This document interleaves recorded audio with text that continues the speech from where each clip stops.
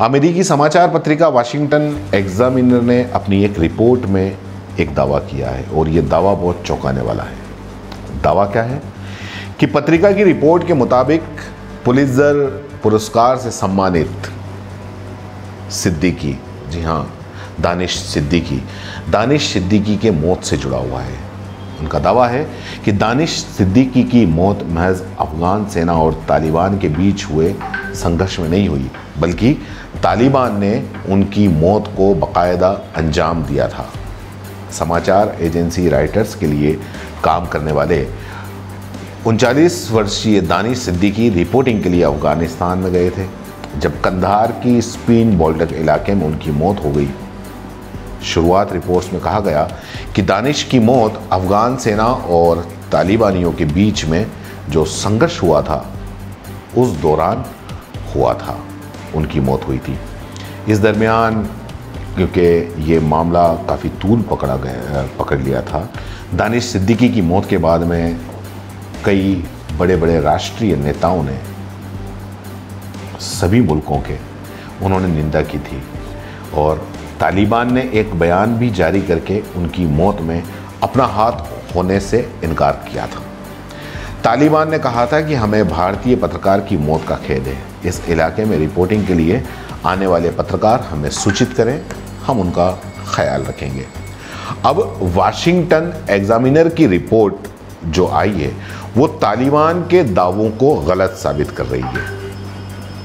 Report के अनुसार दानिश सिद्दीकी अफगान सेना के साथ स्पिन बोल्डक इलाके में गए थे और तालिबान अफगान संघर्ष को कवर कर रहे थे। स्पिन बोल्डक इलाके पर तालिबान का कब्जा है और रिपोर्ट के अनुसार जब अफगान सेना और दानिश एक कस्टम पोस्ट से थोड़ी ही दूर थे तभी उन पर तालिबान का हमला हुआ और अफगान सेना को 2 टुकड़ियों में बंटना पड़ा। इस दौरान अफगान सेना के कमांडर और कुछ सैनिक दानिश से अलग हो गए। वॉशिंगटन एग्जामिनर के ही अनुसार इसी बीच गोलीबारी में दानिश सिद्दीकी घायल भी हो गए थे और उन्हें प्राथमिक उपचार देने के लिए वहीं की एक स्थानीय जो मस्जिद है वहां पर ले जाया गया था।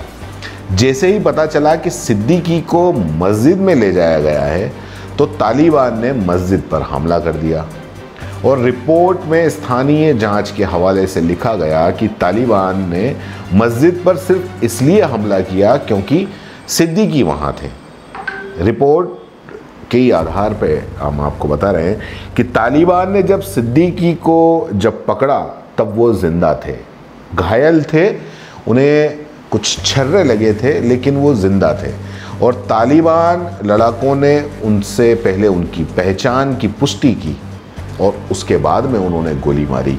ये रिपोर्ट के अंदर दावा है। अमेरिकन एंटरप्राइजेज इंस्टीट्यूट के वरिष्ठ फेलो माइकल रूबिन के मुताबिक सिद्दीकी की मौत के बाद उनकी जो तस्वीर सोशल मीडिया पर सर्कुलेट हुई उसमें उनका चेहरा साफ पहचान में आ रहा है।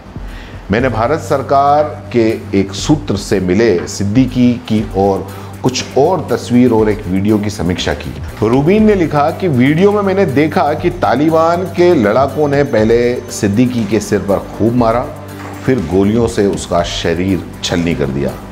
रिपोर्ट में कहा गया कि तालिबान ने जिस तरह सिद्दीकी को निशाना बनाकर उनकी हत्या और गोलियों से उनका शरीर छलनी किया, उससे पता चलता है कि युद्ध के अंतर्राष्ट्रीय नियमों की जरा भी परवाह तालिबान नहीं करता।